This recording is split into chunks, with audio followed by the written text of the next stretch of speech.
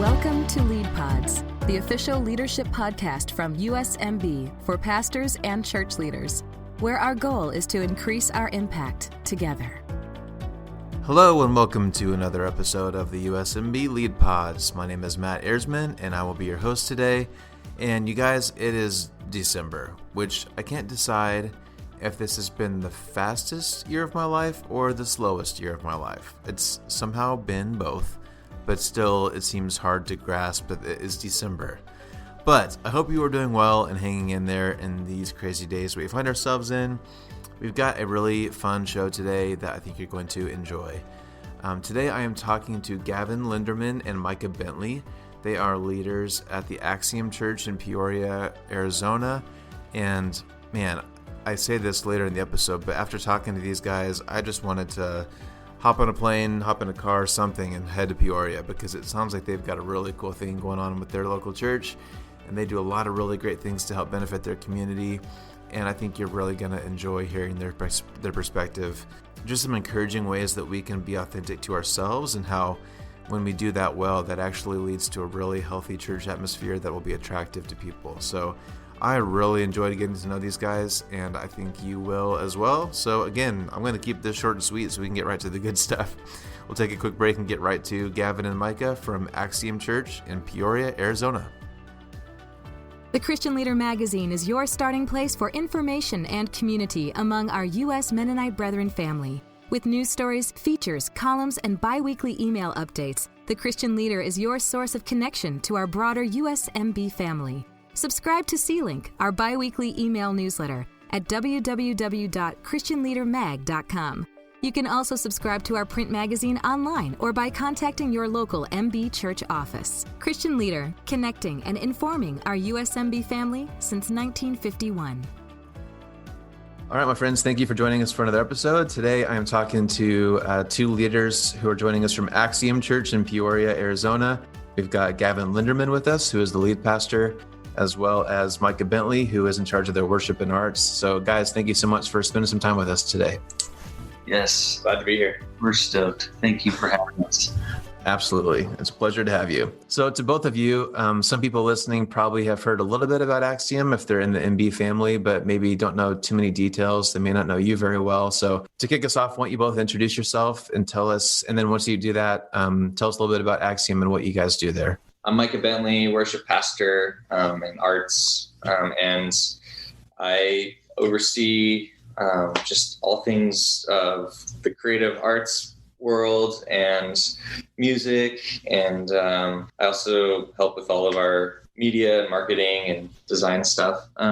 Really, I just see my role as helping communicate our values through whatever mediums, and just create space for people to hopefully experience Jesus. And that's really kind of what we do in general at Axiom as well. As our goal and everything that we're about is creating space for people wherever they're at on their journey to experience Jesus and begin or continue that journey with Jesus. So I hopped in to on the team about probably 6 years ago.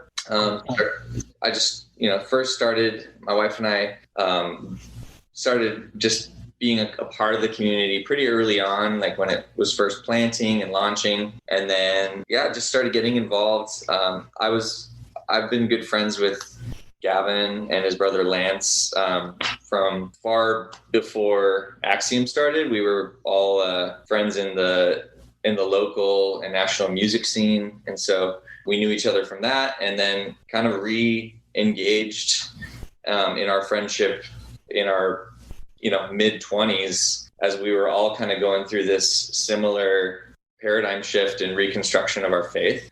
We all our hearts were all very aligned with hearts for Jesus, firstly, and just for seeing our friends and people that we knew in our spheres of just friendships.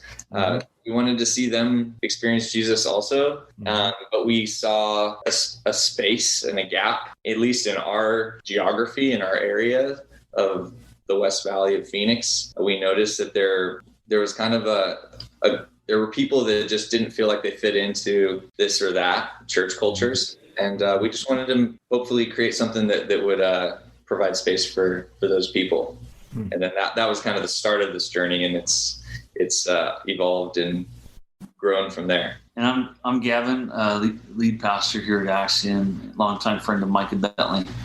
That's how my official title is here. Yeah, so my wife and I started the church just over 7 years ago. The vision and dream for that obviously began before that at Copper Hills, alongside what at the time was Mission USA and Multiply, to develop a church plant here in the Southwest, to be the second church, Mennonite Brethren Church here in Arizona. Of course, there had been 2 or 3 other Mennonite Brethren churches in history's past. And so we did that in coordination with Copper Hills with their blessing. We really made them a part of the DNA from early on. Stewarding the vision, spiritual oversight, that's kind of where my primary responsibility lies alongside the other elders here. And then obviously I get to share my work week with Micah and the rest of the crew, which we've got a really awesome team here. And the chemistry of our team also, I think, has a lot to play into just how much this church has grown and pressed into being a space for people to experience Jesus,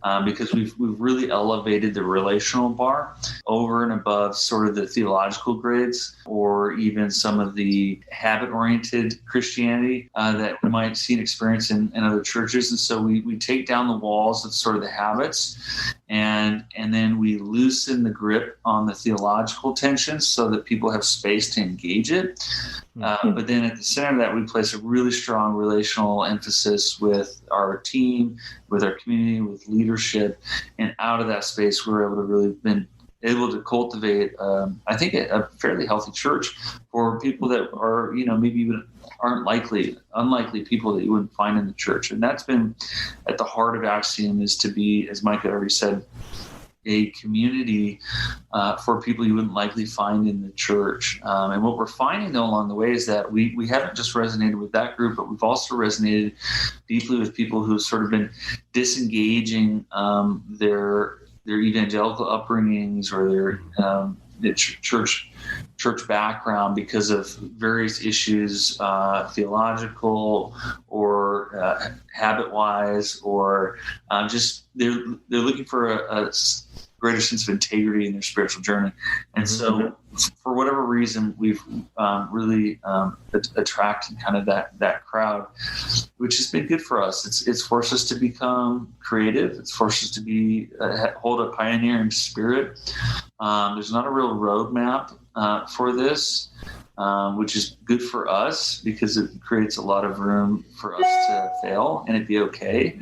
It also creates a lot of room for us to experience success together and inspire others. And that's been, I think, another unique thing that we've had to come to terms with is Axiom's been a unique church to inspire so many other communities in our neighborhood and area to do similar things as well. And so in one way, I think we're serving the church that we kind of have come out of ourselves, while at the same time reaching a group of people that are coming out of those communities as well. And that's, I don't know if that makes sense, but there's a dynamic there that hits a sweet spot for us here at Axiom. That's awesome.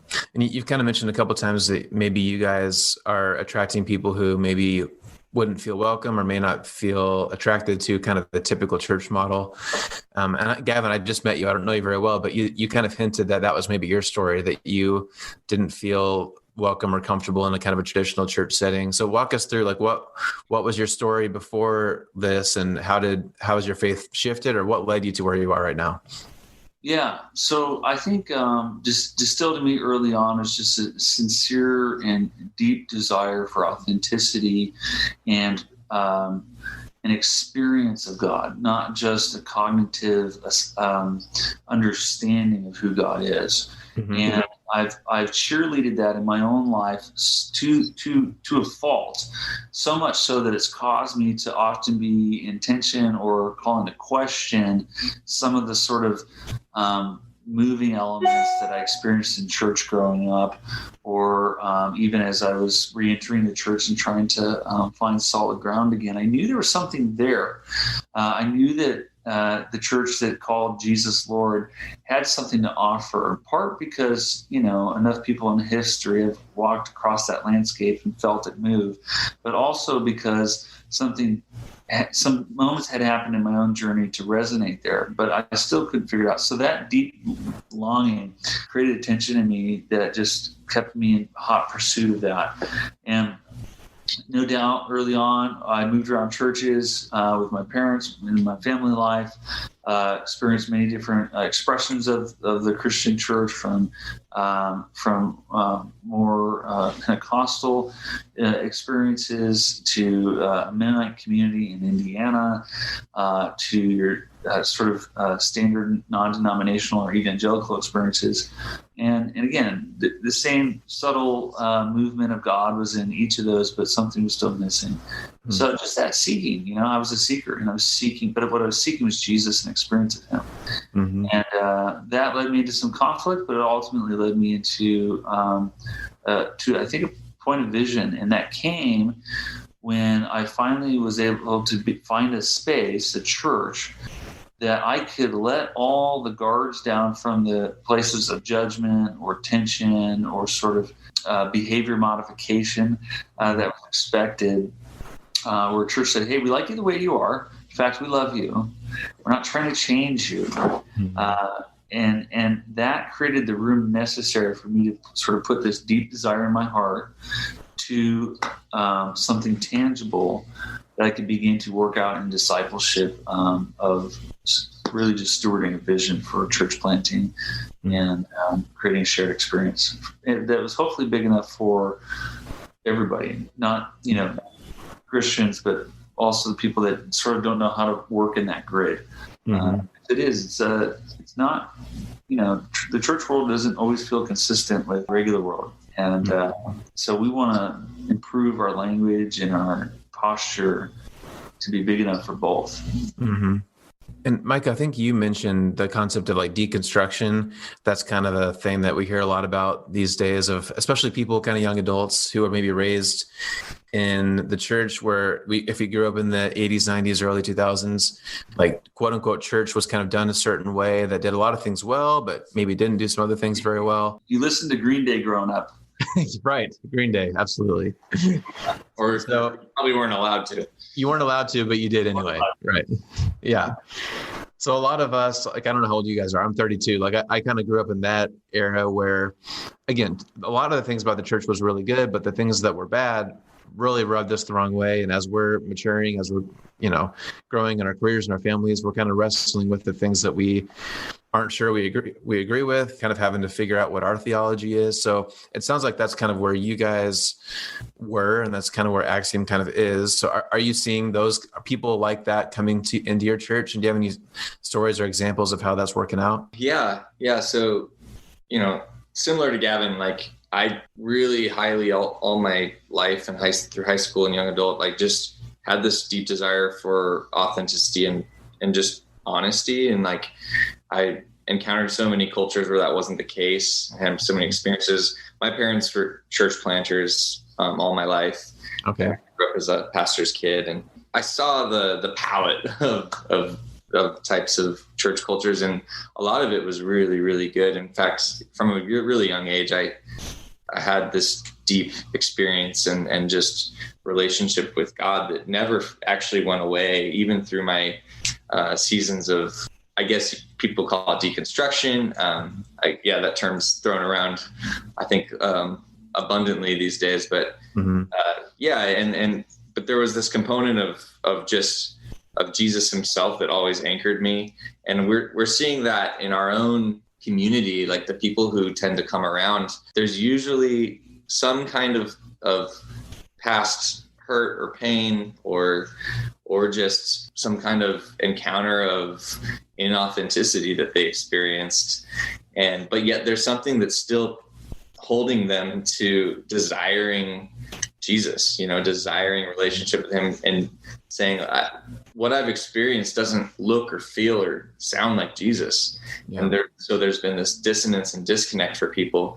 And what we've seen in our community is just some of the people who tend to come around from that experience, really just giving them room, giving them space, and not forcing them along in any way, but just letting them be, has in itself, like you watch Jesus do the work himself of just the healing and the reconciliation of those things, when they actually start to experience like authentic community, some of those wounds start to heal themselves. Mm-hmm. And so that's what I've kind of seen, is just when we kind of create that space and that openness for people that are seeking and people that are having some of those challenges, really just making room for them and letting them just be in this community has just been a sweet space for them. For sure. And there's no doubt. I mean, tangible examples. We've had people who've walked in and just been like, hey, like I've been getting in trouble for swearing and having a beer and name your thing, behavioral things. And I'm so past like my life being managed in that way. I need something deeper. And it's not a rejection of rebuke or critique or reprove. It's a rejection of cleaning the dishes on the outside and instead of the inside. And so we've sort of helped sort of take down that first layer of correction by saying that gets worked out through the inward transformation stuff. And so we continue every event we do, to dialogues that we host dialogues here, really starts with the internal space and the relational space and creates room. Our goal is to get to a place where confession is possible. And because if confession is possible, meaning I can be vulnerable, then the soteriological things are possible. I'm willing to give my life to Jesus now. Like, if you can't be vulnerable enough to give your sins over, how can you be vulnerable enough to accept Jesus, right? Mm-hmm. And so really thinking through how we like move people towards a confessional space so that they might come to a place where they can engage Christ. And communion has become probably the greatest ordinance for us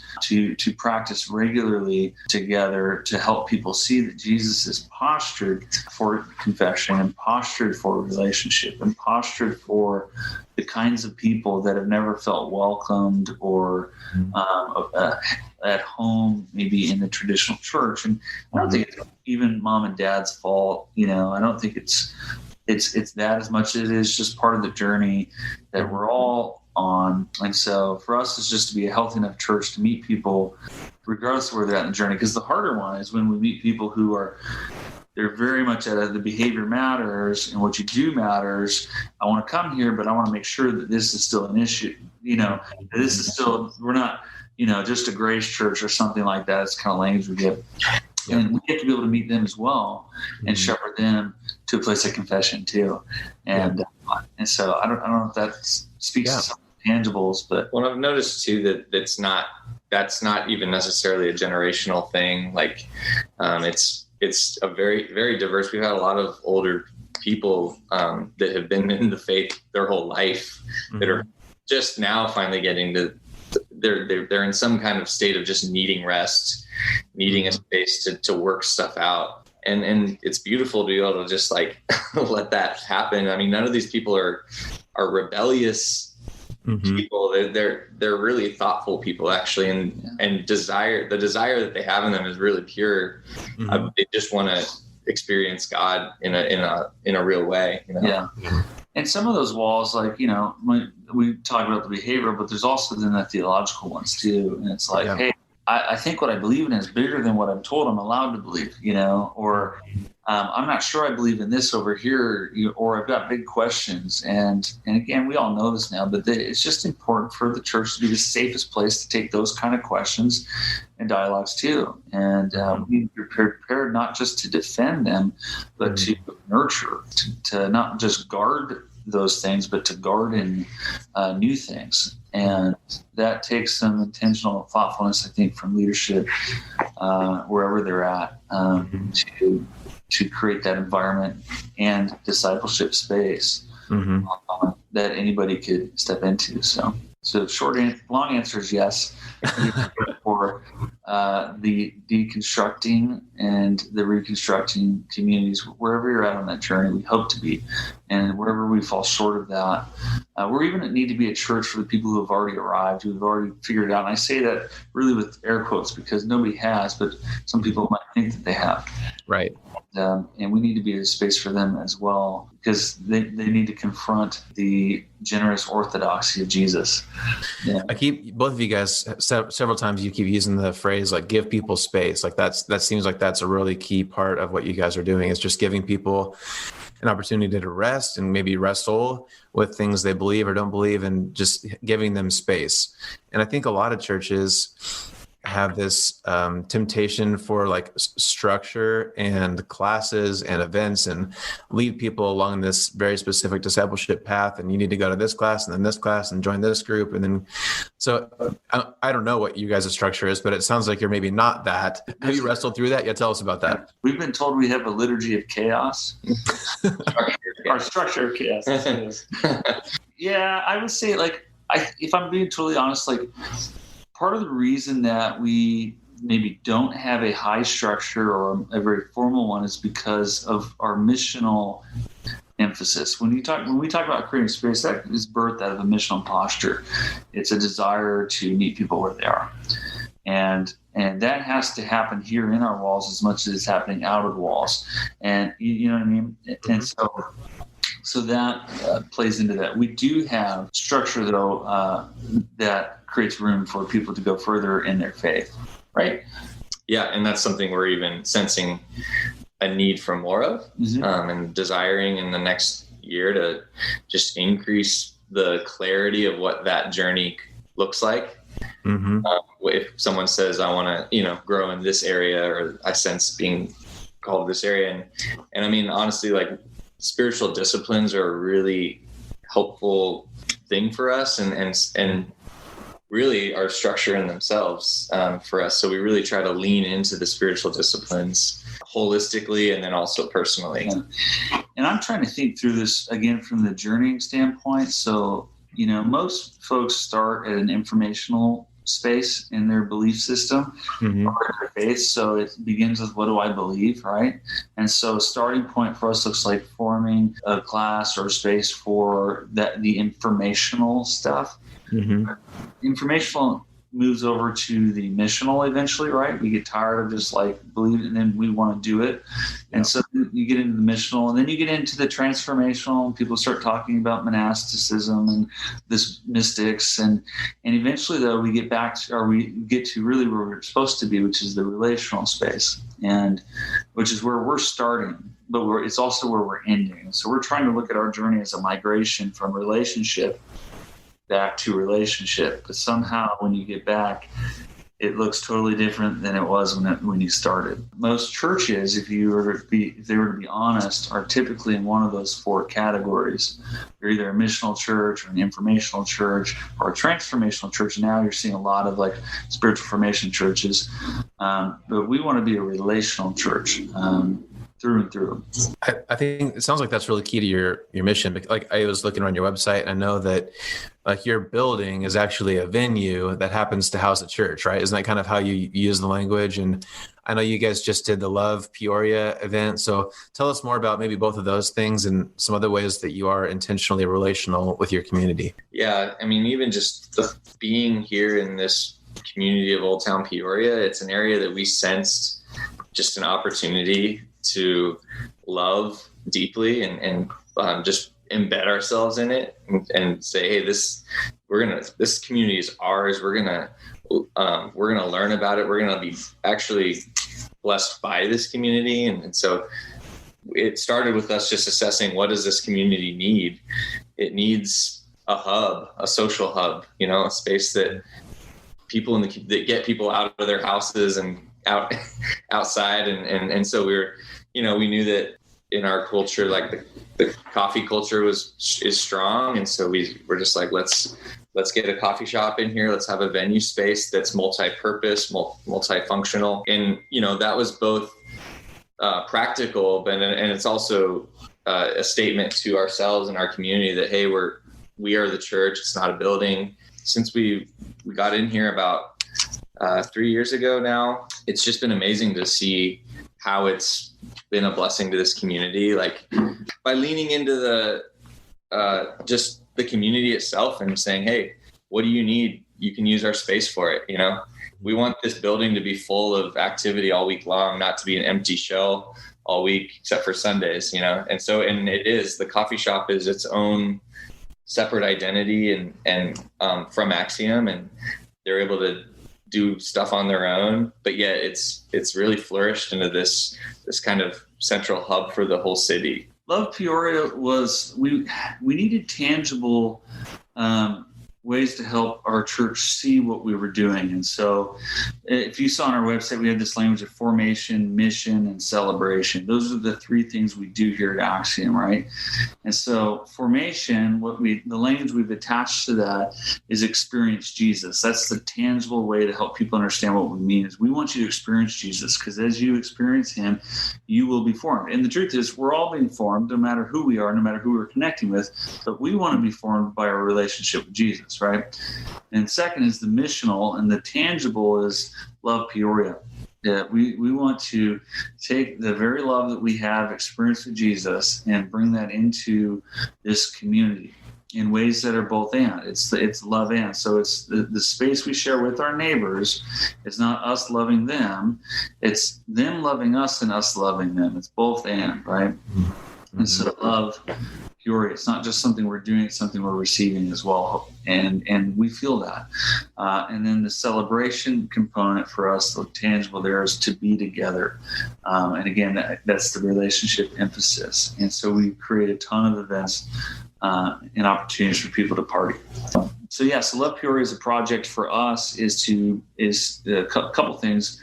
Obviously, it's to love Peoria, and we do that in a variety of ways. But real good example is this neighborhood does not have a playground. The entire Old Town Peoria, which is Peoria's sort of downtown district, has no playground. And so we are in the middle of starting a building project for a playground for this community. So we did this last weekend a Love Peoria Day, which is really just a day of service projects in the community.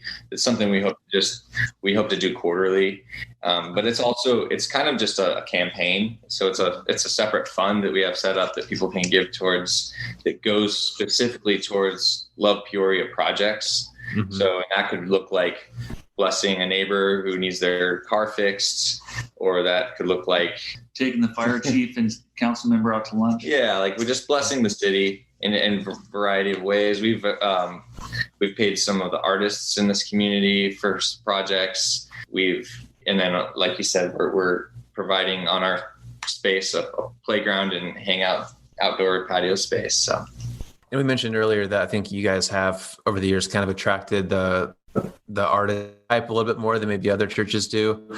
I'm looking at you guys. I wish you guys listening could see both of these guys have some really sweet tattoos I'm a little jealous of. So you might be aiming towards the artistic community more than a lot of churches do. And Gavin, one thing I know, you guys actually have recorded some of your own music, right? Like I was listening, actually you're on Spotify. I was listening this morning as I was getting ready to talk to you guys.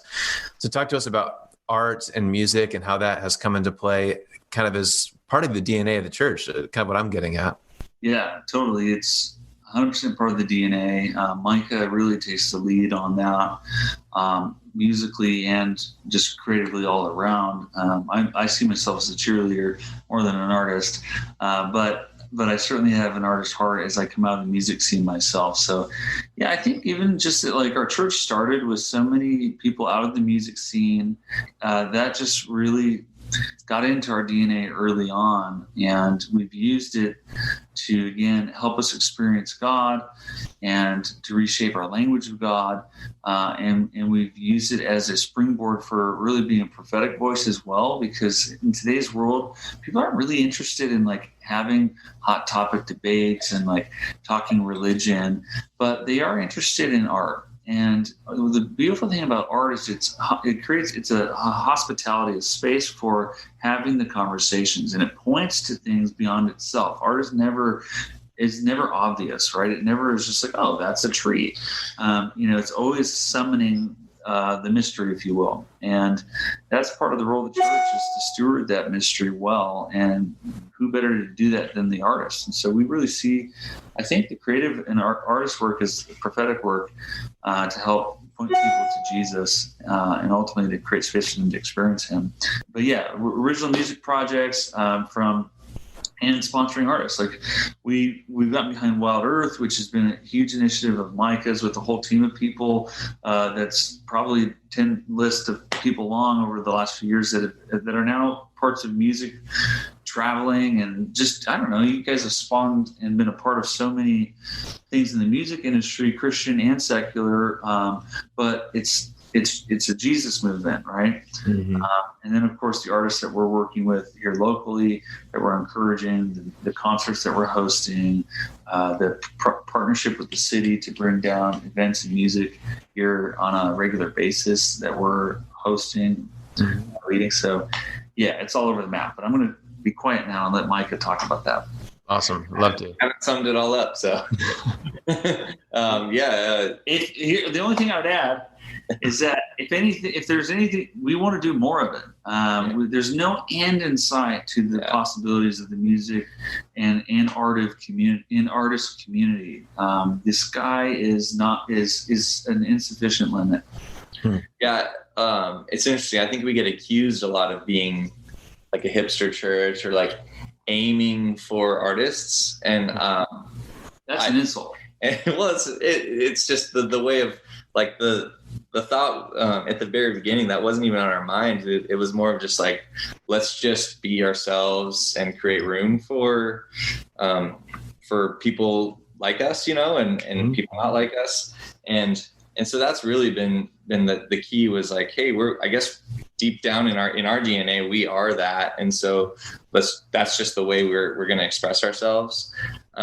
And that's just naturally led to relationships with other artists. And I think the cool thing about artists is really like if you support their art and you just become their biggest cheerleaders, biggest fans, it's like there's that does so much for them and their hearts. And that's been a problem with the church in general. The church isn't backing and supporting the arts. It's not looking at artists and giving the value that it has. And so it's like, even just simply going to artists and just supporting them. We have our small groups, our Axiom communities will just adopt a local artist and just go to all their events and awesome. Buy their art and buy their music.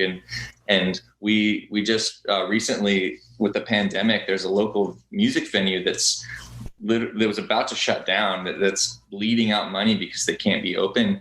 And we just felt called to bless them, to gift them some funds and support. And they've never, that blew them away, because they're like, in their wildest dreams would a church ever give a secular venue money, Right. And so those kinds of things. And then also, like Gavin mentioned, the city actually has now come to us to basically like partner with them in all arts related activities in this neighborhood, in this community. And so we've actually created a monthly event called Second Saturdays. That's an outdoor art festival for music and arts that's really like, it's kind of up to us on curating that and getting it all together. It's currently postponed, but it'll start back up next year. And so, yeah, it's been wild just to see when we're just kind of true to ourselves and desiring that, God's really provided these really cool partnerships and opportunities with artists. Yeah. Very cool. And we've tried to stretch ourselves there too. We don't just support artists. We've also started, as part of launching some businesses in the neighborhood. We've starting with our coffee shop, which is in ours, Driftwood Coffee. And they've gone on to win #1 coffee shop in the state of Arizona this year. Now opened their second location.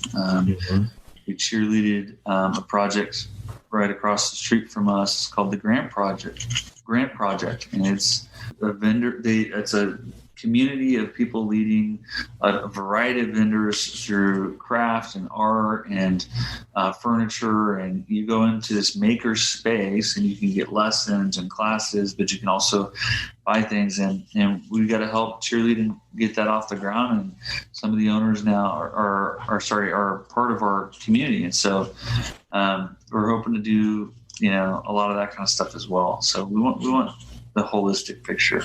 I love that. I think I've got kind of the heart of an artist too. So I love what you guys are doing. I think it's so cool, and so few churches do that really well. I think that's awesome. And I like what you just said, Micah, about how like you guys were artists, and so you didn't really set out to do this on purpose necessarily, but you led out of who you were, and now the church kind of is following that DNA. So I know we're starting to run out of time here, but I'd love to hear you guys talk about that a little bit more, about like there's not really a right way to do church, right? Like for some people, maybe the kind of conventional, I don't know if you want to call it institutional, whatever, the kind of stereotypical church model might work really well for some people, right? And probably not everyone would love to be a part of your church family. No offense, but like they're just different churches for different kinds of people. And so if someone's listening and they're thinking, wow, like I can never pull off what you guys did, but maybe they love their church, or maybe they have a different passion that they want to have the church involved with somehow. Can you talk about how you guys have kind of come more about that? And is there a right way to do church? Just talk about that a little bit more. I'd love to hear your thoughts on that. Yeah. So I would say yes and no. No, there's not a right way to do the church in a philosophy of ministry. From a philosophy of ministry standpoint, I really think anything can go as long as it's carrying the key ingredients, and I would put on that list to be yourself. Don't try to be something else. Otherwise, we become byproducts of something. And that's, Jesus is never a byproduct. And he bears fruit. And so to bear fruit, you must be yourself. You can't actually bear fruit being something other than who you are. And churches get caught up trying to be something they're not. Yeah. And they're incapable of bearing fruit. Instead, you get oranges on apple trees, which is, nobody believes that. It's not convincing. Right. And so be who you are. Cheerlead your leadership, your eldership, your church. Pray that we would just fall in love with who we are. And that's also going to create the most space for others to be themselves too. And because that's just the problem in our world, right? That the church should be really good at nurturing that. And so I think that's a key component. One thing that I do want to say, though, is I do think there are better ways to be the church. I wouldn't say a right way, and we're really trying to think through this with humility. But I want to see pastors are getting unhealthy, and I want to see leadership be more healthy. And I think part of that is we need to shift some of our ways of thinking about the role of leadership in the church. We're really called to be friends, soulmates. We care for the souls of others, and we're called to be guides, which means that we're only shepherding people in spaces we've already been. We should never try to shepherd people into spaces we haven't been. And it also means that we lead heavily on Jesus, and we're not experts. We're not people who have it all figured out. And until we can shift that narrative and what comes out of that narrative, which is some narcissism and disconnection from relationship and functional relationships instead of relational relationships, I think the church is going to continue to be not just, I think it'll actually create spaces for stumbling as much as it'll create spaces for flourishing. And that's a real reckoning that every community, ourselves included, have to keep in front of us, because the pitfalls are many.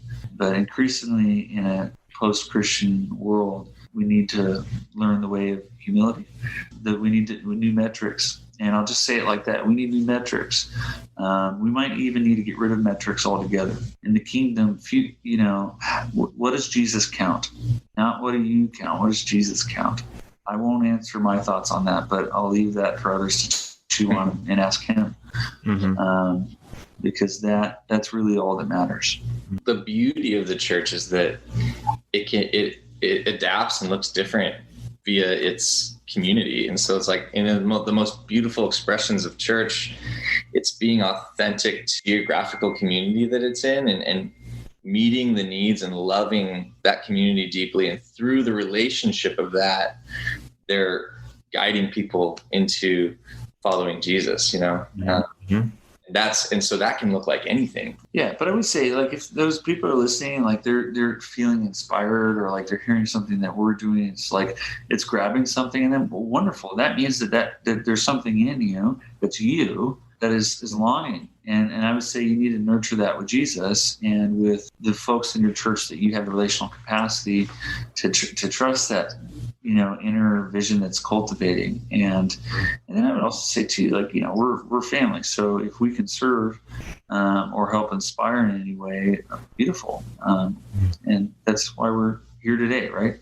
Well, guys, this has been awesome. I want to hop on a plane and come visit Peoria and check out all that you guys are doing, because it sounds like it's a really cool place. So thank you for serving your community well and for leading us today in this conversation. Before we wrap up, is there anything else you want to share with us today? Just thanks for being a great listener and host and interviewer. It's nice to hang out with you. It's good to see you and put a face to your name. Thanks to everybody else too that's listening. So, all right. Well, hey, thanks to both of you very much. We'll hope to do this again. Thanks for your time. All right. Thank you. See you. See ya. Have you visited the USMB website lately? At www.usmb.org, you'll find information about upcoming events, a complete list of MB churches across the U.S., information about lead coaching, lead one, lead cohorts, and lead pods, Mennonite Brethren history, and a resource library with recommended books, articles, and videos, including recordings of all USMB-sponsored webinars. Visit www.usmb.org for your connection to everything MB. Well, Gavin and Micah, you guys are awesome. Thank you again for spending some time with us today. And the longer we do this show, I'm realizing one common theme that I'm picking up on is that one of the reasons why this podcast exists, and one reason why all of us read books and blogs and listen to podcasts and all those kinds of things, is we of course want to learn and benefit from each other, right? If your church is anything like mine, you're probably keeping an eye on what Craig Rochelle and Andy Stanley and all those guys are doing, so we can learn from the people who are really, really good at leading churches. But there's also something really powerful and good about being yourself and being authentic and not trying to be something that you're not. And so that's one thing that I think these guys have really latched onto, and that one reason why their church has been successful. And if you hear this and you, like I think Gavin said, if this inspires you to try some new things, great. But if you're in a community where having this kind of artsy church maybe won't be best for your community, then, don't feel pressure to do that, because your community probably needs something different. And so I loved many of the things that they had to say, but one thing that Gavin said that stuck with me is that in order to bear fruit, you must be yourself. And so I hope you never feel pressure to change who you are to fit what any other cool church is doing, but maybe some of these tools can help you grow more and more into the church that you were meant to be. So I love this conversation. I hope it was inspiring and encouraging to you as well, as you are probably trying to figure out what Christmas is going to look like at your church and with your family. I hope you are leading well in these days and that you're able to find a solution that works well.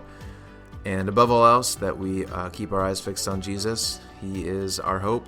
And I know it's our job to remind our communities of that, but I hope you yourself are remembering that as well. Well, guys, thank you for tuning in for this episode. We've got one more for this year, and so I hope you will join me back here in 2 weeks when we've got one more episode of the Lead Pods for this year. So have a great week, and I will talk to you soon. Thanks for listening to Lead Pods. Make sure you don't miss an episode by subscribing to our show wherever you're listening today.